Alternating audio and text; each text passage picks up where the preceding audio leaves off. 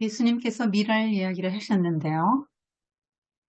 헬라인 몇 사람이 예수님께 나왔을 때 예수님께서 이 말씀을 해주신 것입니다. 인자가 영광을 얻을 때가 왔도다. 한 알의 미랄이 땅에 떨어져 죽지 아니하면 한 알 그대로 있고 죽으면 많은 열매를 맺는다. 근데 우리는 보통 영광을 세상에서 어떻게 좀 잘 되었을 때 사용하잖아요. 근데 예수님께서는 십자가의 죽음을 앞두고 그것을 십자가 죽음을 영광을 얻는다 이렇게 표현하셨습니다. 왜 십자가 죽음이 영광이냐면 십자가의 죽음으로 모든 사람들이 예수님 앞에 그 십자가 앞에 무릎을 꿇게 됩니다. 그리고 예수님은 부활하셨죠. 하나님께서 영광스럽게 하셨습니다. 십자가의 죽음을 통과한 후에. 그래서 죽어야 영광이 온다라고 말씀하고 있는 거예요. 하나님 나라가 임하는 방식을 말씀해 주고 있는 것입니다. 바울은 이렇게 말했습니다. 내가 뿌리는 씨가 죽지 않으면 살아나지 못하겠고 또 내가 뿌리는 것은 장래의 형체를 뿌리는 것이 아니요 다만 밀이나 다른 것의 알맹이 뿐이로되 하나님이 그 뜻대로 그에게 형체를 주되 각 종자에게 형체를 주신다. 그러니까 밀이 땅에 심겨서 죽는 과정을 통과하지 않으면 새 형체의 영광을 모르는 것입니다. 사람이 자기를 부인하고 죽으면 새 형체를 얻는데 자기 부인이 안 되면 부인되지 않은 자아만 남는 거죠. 미랄처럼.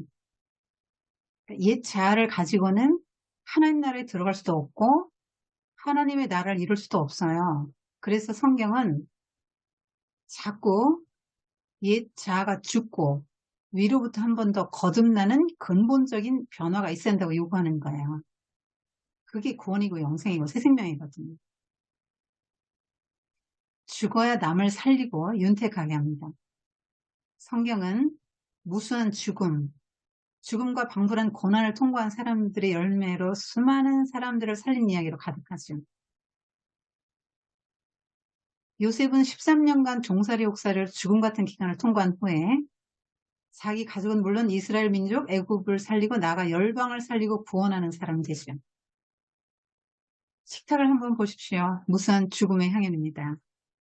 그런 죽음들이 우리를 살리는 것입니다.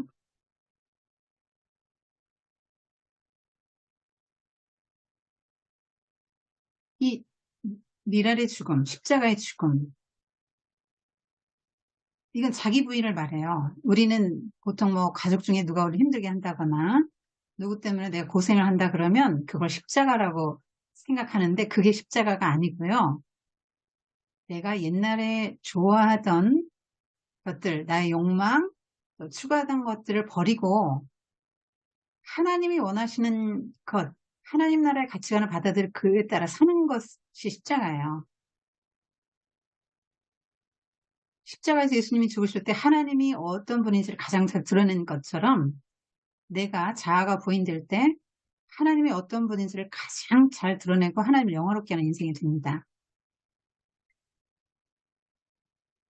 그러니까 미랄 하나로 남는 것과 미랄이 죽어서 밀의 원래의 형체, 밀의 원래의 형체를 갖는 것과 어느 것이 더 영광스럽겠습니까?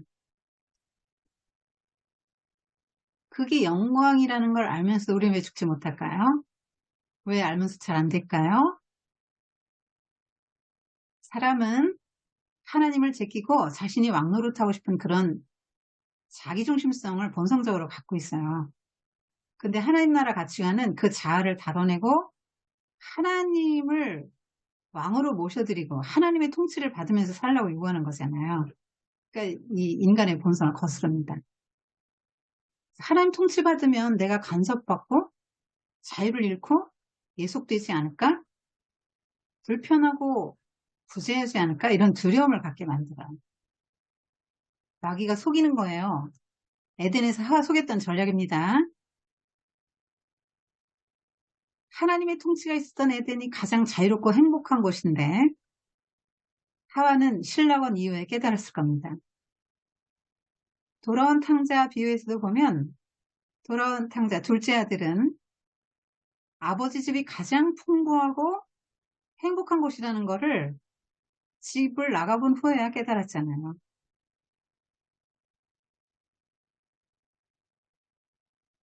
인간이 하나님 없는 자유를 추구하면 잠시는 자유와 쾌락을 누릴 수 있을지 몰라도 그와 비교할 수 없는 무수한 결핍과 고통에 처하게 되고 오히려 자유를 잃고 예속되어 끌려다니다가 파멸에 이르게 됩니다. 하나님 안에 인간의 모든 즐거움과 행복과 자유가 있다는 것이 성경의 역설적인 진리예요. 세상은 하나님처럼 인간을 존중해주지 않아요. 자격 조건을 갖추라고 요구하죠. 그래야 영광스러운 사람이 되지 않습니까? 그런데 하나님은 굉장히 인격적인 분이시죠. 우리를 그렇게 그런 거 없어도 우리를 존귀하게 여기십니다. 하나님 안에 배부름과 만족과 존귀가 있죠. 그 하나님이 얼마나 선하시고 얼마나 좋은 분인지, 얼마나 사랑이 많으신 분인지 나를 사랑하시는데 온 천하보다 귀하게 여기신다고 성경이 말씀하고 있잖아요. 그런 분인 걸 아니까 하나님이 나에게 요구하시는 것이 더 좋은 거야. 나를 더 행복하게 해주는 거고 나에게 더 좋은 걸 거야. 나는 지금 이걸 원하지만 나는 하나님 말씀을 선택하겠어. 라고 그거를, 이거는 폴 브랜드 박사가 자신의 경험을 이야기한 겁니다. 이분이 그때 당시 의사 선생님이니까 굉장히 어떤 자부심도 많았을 그런 분이잖아요. 그런데 이분이 경험한 거예요. 그리스도의 몸에 연합하는 과정, 자기 부인이 처음엔 안 됐는데 그거를 했더니 굉장히 해방과 자유를 경험하게 됐다는 거예요. 그러니까 경쟁 심리가 사라졌대요. 그러니까 내 가치가 나에게 달린 게 아니라 예수님에게 달렸다. 그러니까 그동안은 나 자신의 존재와 그런 가치를 증명하기 위해서 수단 방법 가리지 않고 신경을 곤두세우면서 살았는데 새로운 신분을 가졌잖아요. 예수님의 머리고 나는 그 몸이잖아요. 그러면 예수님의 DNA가 나한테 온단 말이에요. 나는 새 신분이 됐고요. 인생의 목적도 바뀌는 거죠. 나 자신의 특질을 드러내는 게 아니라 사람들에게 예수 그리스도와 그의 사랑을 인식할 수 있도록 그런 삶을 살아나가는 게 내 인생의 목표가 되고 이상이 된다는 거예요. 하나님을 기쁘시게 하는 게 그 인생의 목표로 된다는 거죠. 그래서 이분이 뭐라고 했냐면 나의 가치와 수용은 그리스도 안에 있다. 나의 경험에 의하면 이 포기와 헌신의 과정은 건강과 평안과 양선으로 이어진다. 그러니까 더 좋은 거예요. 자기 부인을 하고 하나님 나라 가치관을 따르는 게 더 좋은 거라고요. 예수님은 자기를 따르기 위해서 먼저 비용을 계산해보고 모든 것을 팔고 십자가 지고 나를 따르라 이렇게 말씀하셨죠. 십자가 지는 건 죽으라는 말이거든요. 목숨을 잃음으로써 목숨을 찾아라. 그때 우리가 무슨 순교라도 당하는 것처럼 생각하기 쉬운데 그게 아니고 하나님 나라에 들어가면 생명을 얻고 더 풍성히 누리게 되죠. 예수님께서 그러시잖아요. 나는 양으로 생명을 얻고 더 풍성히 누리게 하기 위해서 왔다. 그러니까 자기 부인의 생활을 하게 되면 가장 높은 차원의 성취감을 경험해요. 다른 방법으로는 도저히 얻을 수 없는 보상을 얻습니다. 그리고 그리스도의 형상을 따라 변화하고 성장해 나가죠. 무한히 성장합니다. 아까 세카야 나무 정도가 아니에요? 그리스도의 장성한 분량이 충만한 데까지 이른다 이렇게 성경에 나오지 않습니까?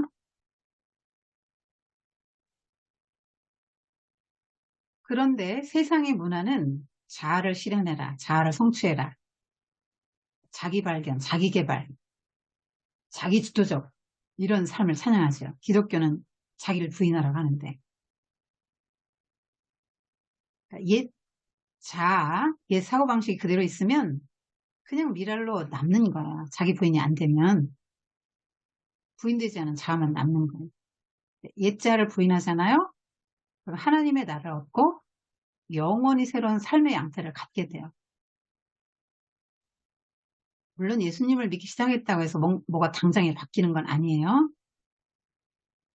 하나님의 나라가 내 안에 이루어진 하나님 나라가 남들이 볼 수 있도록 가셔야 되기까지는 시간을 요하죠.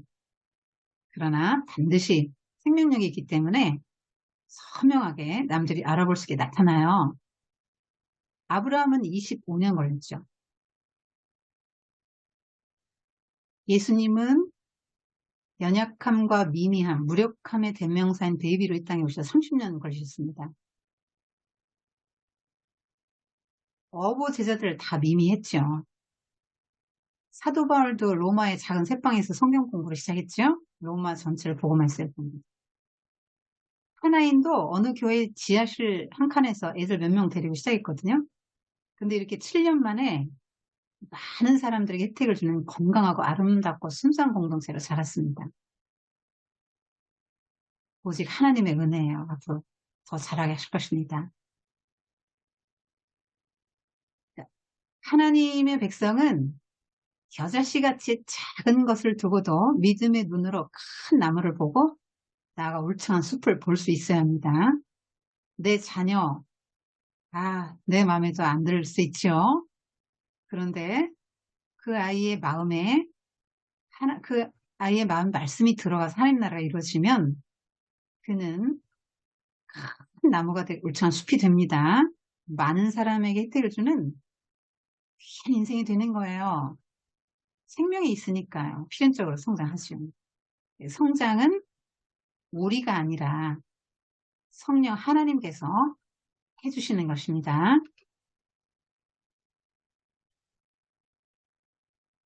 그러니까 우리는 세상이 요구하는 대로 뭔가 자격 조건을 가지고 남들보다 더 우월해야만 한다고 생각해서 자식들도 막 힘들게 하잖아요. 그런데 하나님은 그렇게 우월하고 탁월한 것, 인간의 우월함, 탁월함을 요구하지 않으세요. 하나님의 영광을 드러내는 삶은 하나님 나라 가치를 받아들여서 세상과 다르게 사는 것이죠. 더 우월하게 사는 게 아닙니다. 이제 그 겨자씨 비유가 어떤 양적인 변화, 선교를 통한 변화라고 본다면 이 누룩 비유는 질적인 변화예요. 제자도를 말하는 것입니다. 완전히 그 사람이 예수 그리스도의 제자가 되어서 십자가의 길, 예수님이 가신 그 길을 갈 때 그 사람의 내면에 이루어진 변화가 점차점차 사회와 문화를 바꿔 간다는 것이죠. 그래서 겨자씨 비유와 누룩 비유가 짝을 이루는데요. 겨자씨는 농사잖아요. 남성 쪽이죠. 누룩은 여성적 이미지예요.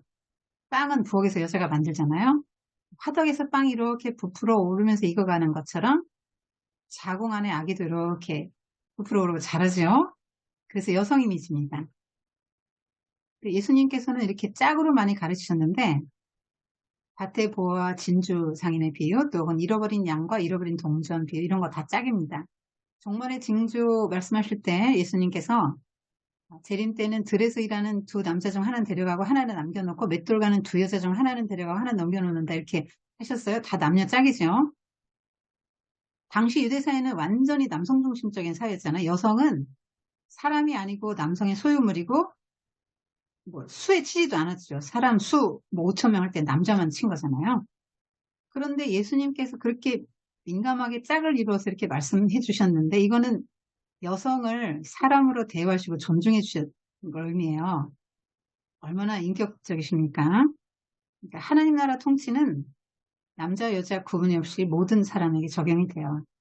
그래서 바울도 그리스도 안에서 남자, 여자가 하나다 이렇게 말했죠. 그 모든 메이저 종교들, 뭐 불교나 가톨릭, 유대교, 이슬람 뭐 보면은 전부 다 여성을 제도적으로 차별하거든요. 그런데 예수님은 여성을 인격적으로 이렇게 선대하셨어요. 이렇게 사마리아 여인과 대화하셨죠. 마리아 제자 훈련시키셨죠. 막달라 마리아 제일 먼저 만나 주셨죠. 부활하신 후에. 이런 것 하나만 보아도 예수님을 사랑할 만해요. 이 누룩은 아주 미미한 것이죠. 그런데 빵 반죽덩이 전체를 부풀리는 것이죠. 그러니까 하나님의 나라가 처음엔 작고 미미하게 시작된다는 거예요. 표도 안 나요. 크고 강하고 화려하지 않습니다. 자, 이거는 이제 부정적인 의미로 누룩은 쓰이기도 하고 이렇게 혹은 이것도 부정적인 의미로 쓰인 사례예요. 예수님께서 말씀하신 거는 긍정적인 의미로 사용하셨는데 하나님 나라 백성은 빵 반죽 덩어리 전체를 부풀려서 빵을 아주 굉장히 구수하고 부드럽고 맛있게 해주잖아요. 누룩이. 그것처럼 전 인격과 삶에 하나님의 통치가 드러나게 변화된다는 거예요. 굉장히 미미한데 적은 누룩처럼 영향력 있게 쓰인다는 거죠. 그리고 나중에는 공동체 유익을 창출해요. 세상을 변화시킵니다. 하나님의 백성이 이렇고요. 하나님의 나라도 그와 같다는 거예요. 하나님의 나라는 미미한 출발이지만 굉장히 영향력이 있다. 그래서 사람의 내면을 바꾸고 사회와 그 문화를 변화시켜 나갑니다. 근데 이거를 사실 또 이게 잘 못하잖아요? 그러면 하나님의 나라의 구원이 안 나타나죠.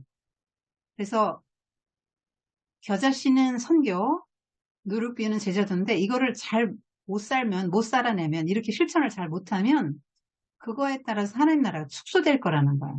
만약에 잘 살면 하나님 나라가 확장되는 거죠.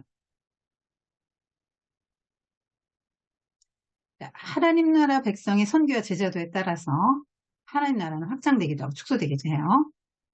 성장은 하나님이 하게 하시죠. 그래서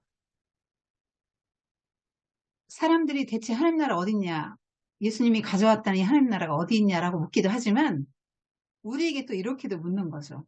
하나님 나라 어디 있냐? 도대체 선교와 제자도의 실천이 어디 있냐 이렇게 물어보는 거예요. 우리한테 이렇게 질문하는 거예요. 네가 하나님의 나라의 그 말씀에 순종하고 살아가고 있느냐 이렇게 묻는 거죠. 진정한 하나님 나라 백성 맞냐? 하나님의 제자 맞냐? 예수님의 제자 맞냐? 이렇게 묻는 거예요. 하나님 나라는 사람들 눈에 안 보인다 그랬죠. 그래서 하나님 나라를 삶으로 보여줘야 돼요. 선교와 제자도로. 그래야 그 사람들이 하나님 나라가 뭔지 알고 보고 그 나라로 들어오지 않겠어요?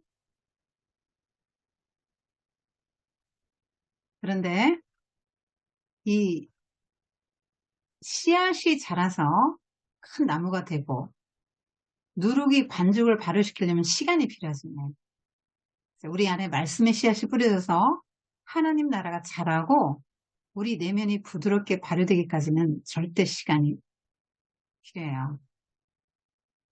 사람이 빵처럼 하루아침에 숙성돼서 새 사람이 되면 얼마나 좋겠어요.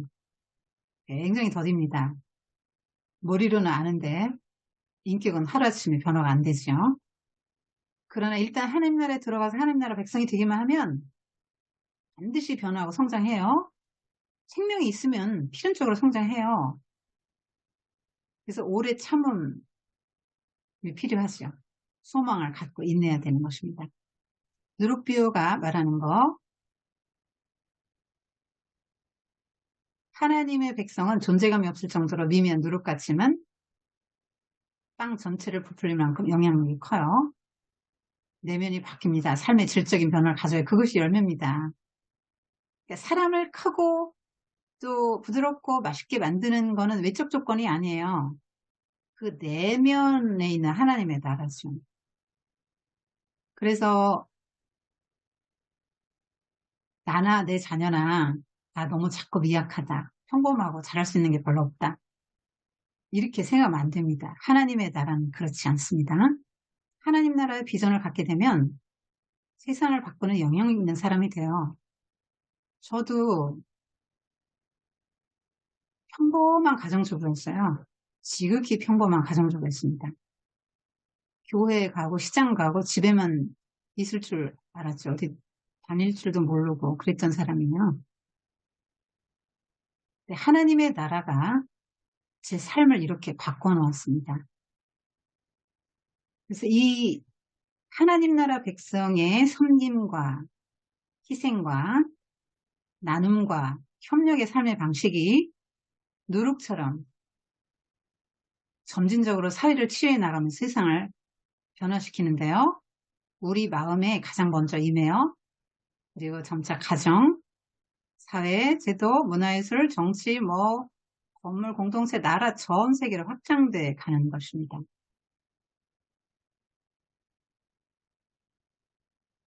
그러니까 우리가 혁명을 일으키거나 전쟁을 한다거나 혹은 어떤 사회 운동을 한다거나 그런 것은 이제 신본주의로 내면이 안 바뀌었을 때는 진정으로 사회를 변혁시키지를 못해요. 내면이 바뀌는 게 굉장히 중요하다라고 말하는 것이 이 누룩 비유입니다. 인내가 필요하죠. 오래 참음이 필요합니다. 현 세계의 악한 질서는 나중에 하나님 나라로 대치된다는 것을 보여줍니다. 이것은 밀과 가라지의 비유입니다. 하나님 나라가 왔다는데 세상에서는 여전히 악이 기승을 부리고 로마는 엄연히 제국주의적 세력을 유지되고 있고 민족 반역자급인 종교 지도자들은 여전히 백성들을 억압하고 있단 말이에요. 민중들은 그렇게 생각하는 거예요. 아니 예수님께서 하나님 나라를 가지고 왔다 그러고 병자도 고치고 5천 명도 먹이고 죽은 자도 살리고 바다 위도 걷고 수많은 병자를 고치는데 그렇게 하나님의 구원을 시위하는 그 힘으로 당장의 악의 세를 완전히 좀 뿌리 뽑아 주시고 새하늘 새 땅을 좀 이루어 주시면 좋겠다. 그런 이제 생각을 갖는 사람들에게 그 답변으로 주신 비유입니다. 그러니까 그 하나님 나라가 임했는데 아직 완전히 임하지 않은 중간기이기 때문에 선과 악이 공존하는데 마지막 때 완전한 하나님 나라가 임하면 분리가 일어난다는 거예요. 그래서 악은 그때 척결될 거니까 추대를 기다리라는 겁니다. 씨를 뿌리는데 악한 자도 밤에 와서 좋은 씨를 뿌리거든요. 악한 자가 밤에 와서 몰래 나쁜 씨를 뿌려요. 그래서 주님 우리가 좋은 씨만 뿌렸는데 어디서 이렇게 가르지가 났죠? 원수가 그랬다. 그럼 저희가 당장 뽑아버릴까요? 아니야. 그러다가 밀까지 뽑혀. 그냥 둬라. 술 때가 되면 내가 가라지 먼저 묶어서 불사르게 가라지 먼저 묶을 거야. 알곡은 곡간에 들이고 가라지는 불태우겠다. 이렇게 말씀하신 것입니다. 이 비유의 뜻이 무엇입니까? 하고 예수님이 집으로 들어갔을 때 제자들이 따라 들어가서 묻습니다. 설명을 해주시는 거죠. 씨 뿌리는 자는 예수님이죠. 하나님 나라 복음을 뿌리죠. 밭은 세상이고요. 원수는 사탄이죠. 원수가 뿌리는 씨는 사탄의 메시지입니다. 천국의 아들들은 셈족 언어의 수고인데 누구에게 속한 자, 그러니까 하나님에게 속한 자예요. 우리가 그 선인, 의인 그렇게 할 때 선인하면 착한 사람이 아니고 의인하면 의로운 사람이 아니고 하나님에게 속한 사람 이런 뜻이에요. 악인하면 뭔가 악한 행실을 한 사람이 아니고 사탄에게 속한 자를 말해요. 악한 자의 아들들 악인, 사탄에게 속한 자입니다. 밀은 구원받고 가라지는 구원받지 못하는 악인들을 말해요. 수때는 심판때고 수수꾼은 천사들입니다.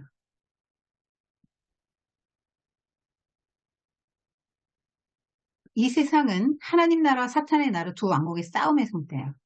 하나님께 속한 자들과 사탄의 나라에 속한 자들이 서로 싸우는 관계에 있는데요. 예수님은 온 세상에 하나님의 아들들을 자꾸 일으켜서 하나님 나라의 복음을 전파하시죠. 하나님 나라에 속한 자들은 씨 뿌린 자가 밭에 뿌려서 생기는 거예요. 저절로 그냥 하나님의 자녀가 되는 게 아니고 하나님 나라 백성이 되는 게 아닙니다. 근데 이 세상에 하나님의 활동만 있는 게 아니에요. 악한 자가 활동하고요. 악한 자는 악한 자의 아들들을 심어요. 사탄에게 속한 자들이 이제 메시지를 뿌리죠. 사탄의 하수인들이 많단 말입니다. 근데 이 사탄의 하수인이 우리가 생각하는 흉악범이 아니에요. 유대 종교 지도자들이 빌라도에게 예수님을 고발한 목록이 세 가지거든요. 이 예수는 안식일 계명도 어기고 이렇게 계명을 어기고 또 다윗의 후손이라고 그러고 왕이라고 한다. 하나님의 아들이라고 그러고 신성모도 죄를 졌다. 그리고 가이사에게 세금을 내지 말라고 했다. 뭐 이런 식으로 거짓 고발을 하지요. 근데 빌라도는 예수님이 무죄인 걸 알아요. 그래서 방면하려고 하거든요. 그랬더니 그들이 뭐라고 하냐면 당신은 가이사의 충신이 아니다 이렇게 말합니다. 우리 말 안 들어주면 가이사에게 너 고발하겠다 이 말이에요. 그래서 아니 이 사람들이 너희들의 왕이라면서? 그랬더니 이들이 이렇게 말합니다. 우리에게는 가이사 외에는 왕이 없나이다. 이게 하나님을 경외한다는 유대 종교자들의 입에서 나온 말이에요. 이들의 마음에 무엇이 들어있는지, 실세가 누군지를 이 말로 드러내주죠. 그러니까 자기들의 말로 우리는 사탄의 하수인들이, 이 가이사가 사탄의 하수인이잖아요. 세상 제국의 왕은 다 사탄의 하수인입니다. 세상의 방식, 칼의 방식을 쓰기 때문에.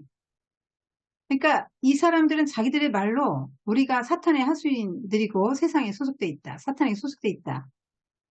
말로 이렇게 하고 예수님을 대적해서 못 박아 죽이는 행동으로 더 증명하죠. 자기는 사탄의 소속이라는 걸. 그러니까 세상은 하나님이 만드셨고 하나님 활동 무대잖아요. 그리고 하나님이 자기 자녀를 일으키는 곳인데 이렇게 사탄이 활동하면서 이렇게 사탄의 하수인들을 많이 일으킨다는 거예요. 왜 창조주 하나님을 인정하고 순종하지 않는가? 당연히 피조물이면 창조주를 순종해야 되는데 왜 그런가? 사탄의 세력 아래 있다는 거야. 사탄의 영향권 안에 있다는 거야. 그래서 그렇다는 거예요.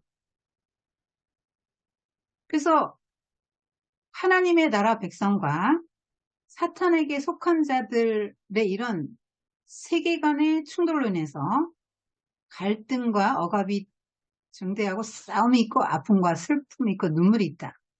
고통이 있다.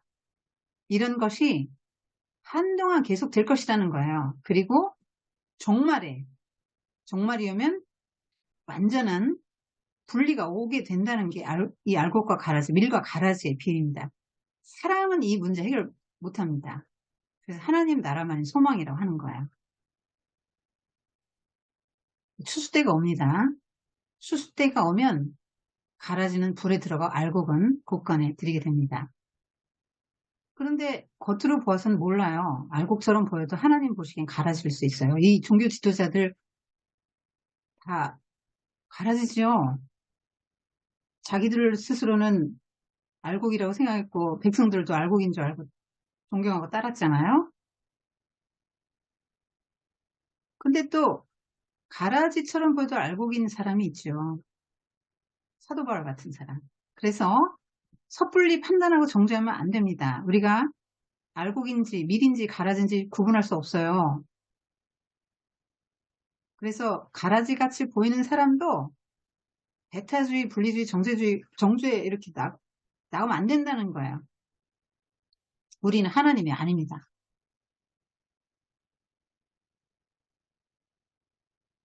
하나님은 하나님의 자녀들을 통해서 하나님 나라 말씀을 뿌리고요.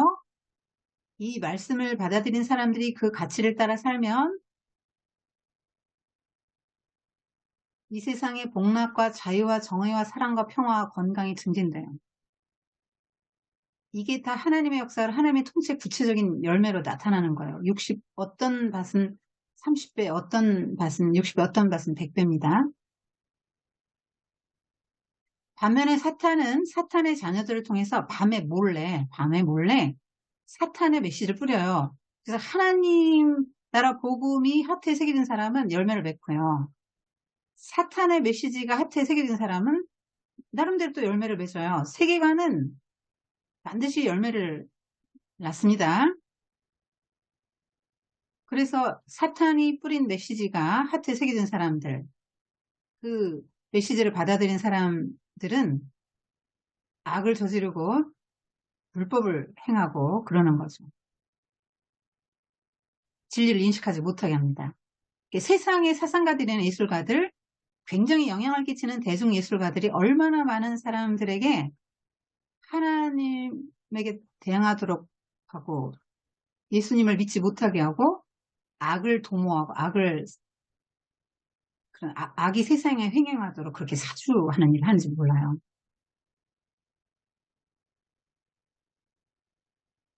마르크스와 레닌이 이 세상 사람들에게 얼마나 많은 재앙을 가져왔어요. 얼마나 많은 사람들로 하여금 예수님 못 믿게 하고 얼마나 많은 사람들에게 그 공산혁명으로 자유를 박탈하고 진정한 자유와 진정한 정의를 행하지 못하겠습니까? 그 이념의 대립으로 얼마나 많은 사람들이 학살되었고 또 전쟁도 일어나고 지금까지도 갈등이잖아요. 우리나라가 남북으로 나뉘어 있고 지금도 한국 사회 좌우 이념 대립이 양극화 심각하지 않습니까? 이거 다 사탄이 뿌린 씨죠. 그래서 그들의 이상적인 그 아이디얼하게 그들이 생각한 대로 정말 계급이 없이 평등한 사회가 왔습니까? 조지 오일이 동물농장에서 그걸 비판하고 있잖아요. 또 다른 계급이 형성되고 독재로 나갑니다. 혁명 일으키고 반대파 숙청한 그 실력으로 독재하죠. 하나님 없이는 진정한 평등사회 이루어질 수 없어요. 성화되지 않은 사람들이 그렇게 내가 일한 몫을 저 사람이 가져가는데 그걸 기뻐할 수 있습니까? 또 뭐 다윈 같은 사람은 인간을 동물 수준으로 격화시켰죠? 프로이트 같은 사람은 성의 자유를 실현하는 것이 너를 구원한다 이렇게 말하지만 그로 인해서 얻게 되는 고통과 잃어버리는 소중한 가치들 그런 거는 말하지 않죠. 심지어 부모 자식 간의 그런 사랑도 성의 렌즈를 들이대지 않았습니까? 우리는 빛의 아들들입니다. 그런데 어둠의 자식들이 있다는 거예요. 예수님께서는 그들을 마귀의 자식들 이렇게 표현했습니다. 유대인들은 아브라함의 후손이고 하나님이 아버지시고 그래서 자기들은 언약 백성이고 하나님 나라에 속한 자라고 생각했는데 예수님이 그렇지 않다. 너희 소속은 마귀다 이렇게 말씀하고 계신 겁니다. 사람들이 왜 안 믿는가? 세상의 신이 마음을 혼미하게 해서 눈을 가려서 사탄이 사람을 영맹으로 만들어서 하나님의 형상인 그리스도의 영광을 보지 못하게 한다는 거예요. 그래서 하나님을 인정하지 않고 불순종해요. 그래서 자신의 행위와 말로 나는 사탄의 영향 아래 있다. 이렇게 나타냅니다. 그러니까 유대인들이 마귀의 자식들이다. 유대 종교 지도자들의 예수님께서 이렇게 말씀하신 것은 심한 말이 아닌 거죠. 하나님에게 대항하니까요. 영맹으로. 예수님을 몰라보지 않습니까? 불신자는 사탄의 세력권 안에 있어요. 수동적으로 그냥 있는 게 아니에요. 활동을 합니다. 자꾸 악을 저지르고 불법을 행하게 하고 진리를 인식하지 못하게 희미하게 혼미하게 하고 정의를 행하지 못하게 하는 것이죠. 세계관은 반드시 열매를 낳습니다. 그래서 학자들의 사상이나 학설, 미디어를 통해서 사탄이 끊임없이 이런 거짓말을 유포하는데요. 다 원래의 질서를 뒤집어 엎습니다. 성경은 하나님이 계시다고 창세기 1장 1절부터 천지를 창조하시니라 이렇게 말씀하죠. 그런데 세상에서는 하나님 없다. 뒤집죠. 성경은 창조주 하나님 우리 인생의 주인이라고 말씀하는데 세상은 네가 주인이야. 그 모든 문제의 답은 하나님 안에 있거든요. 네 안에 있어. 하나님이 우리를 창조하셨죠. 하나님 형상으로. 그런데 동물에서는 굉장히 격화시키는 거예요. 만문신을 섬기게 해서 하나님 대신에 하나님보다 돈이 귀하고요. 인간의 생명보다 돈이 귀하다고 생각하게 만드는 거예요. 하나님 말씀 안 들으면 자유하게 된다. 네가 하나님 되라. 뭐 인간은 선인같이 깨달음으로 구원받는다. 현대 과학의 생명을 구원받는다. 뭐 눈에 보이는 이 세상이 전부다. 그 다음에 뭐 종교 다원주의 같은 것도 있잖아요. 구원의 길은 여러 갈래라고 말하죠. 그리고 또 가라지 뿌리는 게 뭐냐면 예수 믿으면 병 낫고 부자 되고 자식 잘 된다. 이 번영신학도 가라지예요. 그 다음에 세상에서 잘 되면 더 영향력 있게 하나님의 일을 할 수 있다. 고지론 이런 것도 세상에서 잘 되어야만 하나님이 사용하시는 게 아니에요. 성경을 잘 보세요. 예수님을 하나님의 아들로 보지 않죠. 메시아로 보지 않죠. 사람의 아들이다. 유대교 그러지 않습니까? 그러니까 하나님의 나라에 속한 자들은 저절로 생기는 게 아니고 씨 뿌리는 자가 뿌려 생기는 거고 사탄의 나라에 속한 자들은 계속 씨를 뿌리기 때문에 생긴다는 거예요. 그래서 밀과 가라지가 섞여 있습니다. 겉으로 볼 때는 잘 몰라요. 우리 교회에 다 섞여 있습니다. 근데 이 하나님의 나라는 시작이 있고 끝이 있죠. 그래서 끝날에는 악의 세력이 심판을 받게 됩니다. 요게 밀이고 요건 가라지예요. 반드시 분리됩니다. 마지막 때는 알곡은 곳간에 쭉정이는 꺼지지 않는 불, 가라지는 꺼지지 않는 불에 들어가게 돼요. 자, 이런 것들은 이런 불에 들어간다 할 때 이런 것들 의인들은 아버지 나라를 새와같이 빛나리라 또 악인들은 풀무불에 던져나 거기서 울며 이를 갈미 있으리라 뭐 이런 표현이 자주 나오는데 다 다니엘서를 배경으로 한 거예요. 이거는 그림 언어예요. 이대로 문자적으로 해석하면 안 됩니다. 구원에 이르지 못하고 엄청난 고난에 빠지게 된다는 거예요. 근데 예수님께서 이 땅에 오실 때는 심판관으로 오시죠. 그래서 믿는 자들에게 의인은 구원, 믿지 않는 자, 악인, 사탄의 속한 자들은 정죄를 받습니다. 그래서 밀과 가라지 비유가 말하는 거는 공존할 수밖에 없다는 거예요. 공존을 좀 받아들이라는 겁니다. 그래서 하나님의 나라가 눈에 보이지 않지만 감춰지죠. 그렇지만 나중에 반드시 영광중에 나타난다. 지금은 그 천국의 아들들과 악한 자의 아들들이 씨를 뿌리기 때문에 그 밀 같은 참된 성도가 있는가 하면 가라지 같은 사람도 섞여 있다는 거예요. 섞여 있습니다. 종말에는 분리가 일어난다. 공존을 인정하라. 수수전의 악을 다 드러내고 뿌리 뽑으려고 하는 거는 비현실적이다. 오히려 하나님 나라에도 방해가 될 수 있다는 거예요.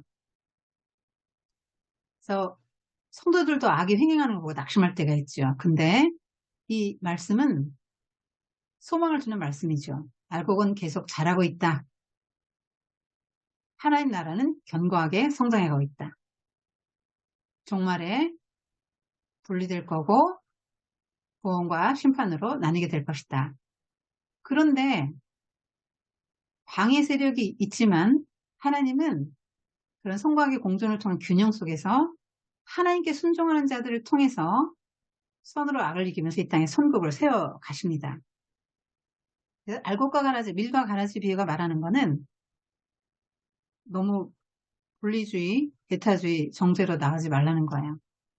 예수님께서 하늘 나라를 가지고 오셨고 십자가의 죽음과 부활로 승패는 결정되었는데 사탄이 아직 항복을 안 해서 이렇게 각축전이 벌어지고 있는데 그 사탄이 뿌린 그 씨, 그로 인한 그런 횡행함을 보고 낙심하지 말라는 거예요.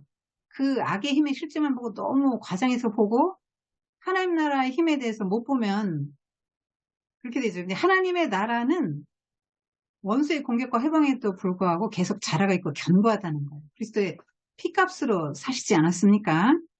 교회는 절대 망하지 않습니다.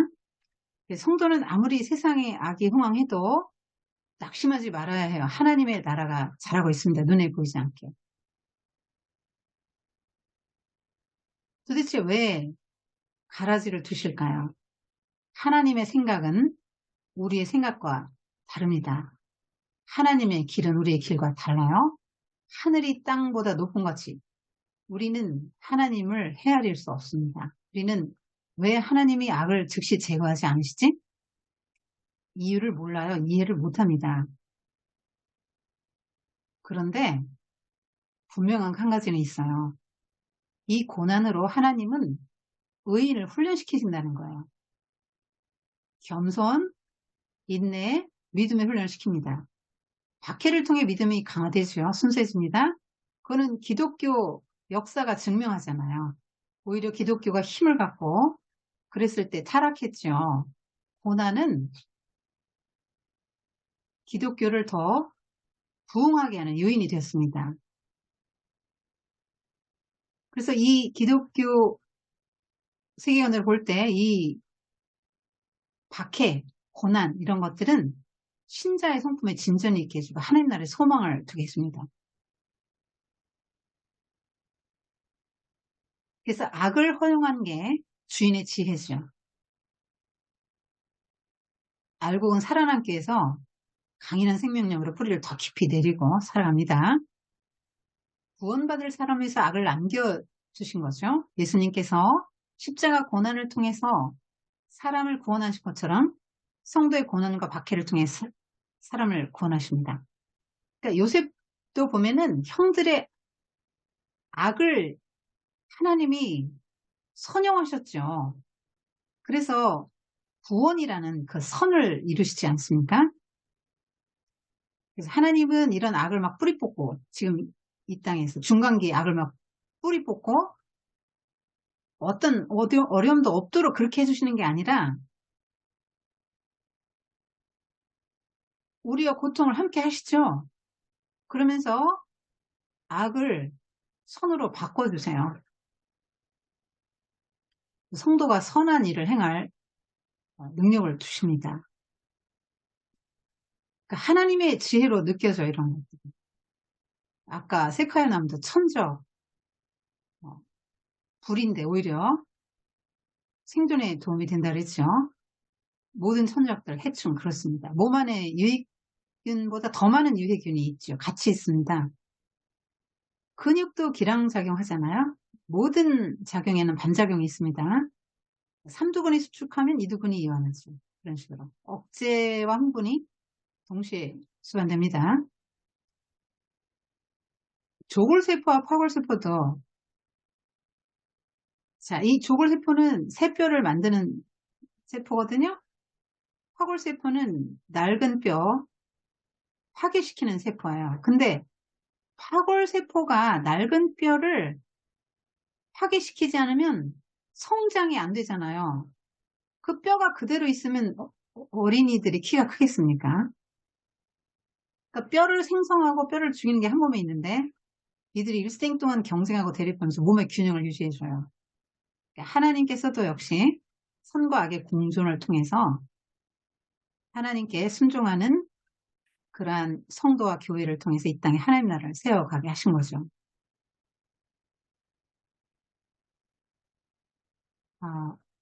금을 비운데요. 세상은 이렇다는 거죠. 그래서 하나님의 아들들이 그물을 던져서 물고기를 잡아요. 그런데 해변에 갖고 올라와서는 좋은 거는 골라요. 못 먹는 건 버립니다. 그 레위기에 보면은 먹을 수 있는 게 있고 먹을 수 없는 게 있거든요. 그래서 마지막 때에는 이렇게 고른다는 거예요. 고릅니다. 이거 심판을 말하는 거죠. 금을 비유는 밀과 가라지 비유와 짝을 이루는 비유인데요. 차이점은 뭐냐면 밀과 가라지의 비유는 공존할 수밖에 없으니까 하나님의 심판으로 갈라지기 전에 억지로 종말 전에 사람이 하나님 노릇 대신해서 너는 밀이고 넌 가라지야. 넌 좋은 곡이고 넌 나쁜 곡이 이렇게 판정하고 내쫓으려고 하지 말라는 거예요. 그다음 그 그물 비유의 핵심은 반드시 끝에는 갈라진다는 거예요.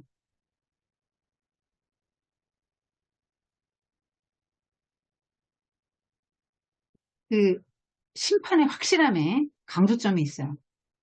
요한계시록에 보면 흰 옷 입은 자들만 들어가잖아요. 어린 양의 생명책에 기록된 자들만 들어가요. 완전히 분리가 됩니다.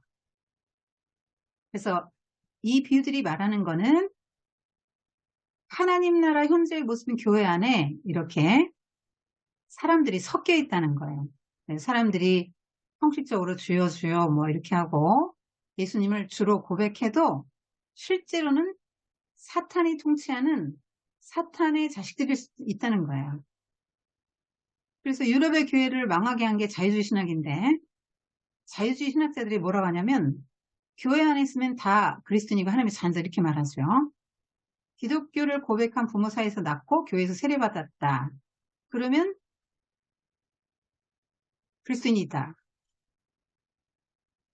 그렇게 말하죠. 그런데 교회 안에 있다고 해서 다 구원이 보장되는 것이 아니라고 말하는 거예요. 교회 공동체에 속해 있다, 멤버십을 갖고 있다고 해서 좋은 교회에 다닌다고 해서 그것이 나의 구원을 보장하는 것이 아닙니다. 지금까지 하나님 나라의 현재성에 대해서 말씀을 드렸습니다. 하나님의 나라는 죽은 후부터 시작되는 게 아니라 지금 이 땅에서부터 시작되는 거고 열매도 죽은 후에 맺는 게 아니라 지금 이 땅에서부터 맺게 된다는 것이에요. 예수님께서는 열매를 보고 그 나무를 안다 이렇게 말씀하셨죠. 그래서 삶의 현장에서 구체적으로 내가 하나님 나라 백성이라는 그런 열매를 맺는 게 굉장히 중요합니다. 그냥 주여 주여 한다거나 어떤 뭐 신앙 고백을 한다거나 주일날 교회에 출석을 한다거나 이런 것들이 또 좋은 교회의 멤버십을 갖고 있다거나 이런 것들이 나의 구원을 보장해 주지는 못하는 것입니다. 한때는 우리 사회에서도 예수천당, 불신치유 이런 구호가 있었는데 그것도 맞는 말이에요. 그런데 결과만 말한 거죠.